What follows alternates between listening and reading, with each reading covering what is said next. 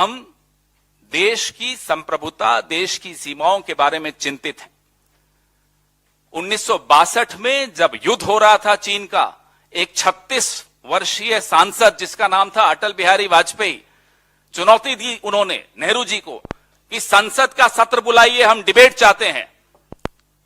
नेहरू जी भागे नहीं डिबेट से। डिबेट हुई।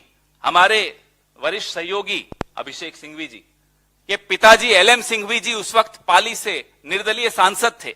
उन्होंने सलाह दी कि ये डिबेट सीक्रेट होनी चाहिए, इसका कहीं कोई कवरेज नहीं आना चाहिए, अखबारोरों में नहीं छपना चाहिए। नेहरू जी ने कहा जी नहीं, महत्वपूर्ण मुद्दा है, यह डिबेट सार्वजनिक होनी चाहिए, संसद में बिल्कुल होनी चाहिए चर्चा इस पर।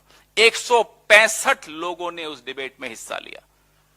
हमारे अपने सांसद महावीर प्रसाद जी, उन्होंने भी निंदा की उस वक्त। नेहरू जी ने सुनी। ये सरकार सवाल पूछ लो तो हम पर सवाल निशान प्रश्न चिन्ह लगाते हैं हमारे पर। अरुणाचल प्रदेश को पूर्ण राज्य का दर्जा कांग्रेस ने दिया। इनकी तरह नहीं कि पिछले साल हम इनको बार बार चेतावनी दे रहे थे कि चीन नाम बदल रहा है अरुणाचल प्रदेश में कई इलाकों के, तो मोदी जी कहते थे नहीं कोई बात नहीं, नाम बदलने से क्या होता है देख लीजिए, अब आप दरवाजे पर दस्तक देने आ गए।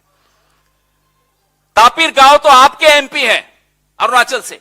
तापिर गांव आपको कहते रहे कि 60-70 किलोमीटर चीन अंदर घुस आया है, आपने कहा नहीं कोई बात नहीं, आने दीजिए।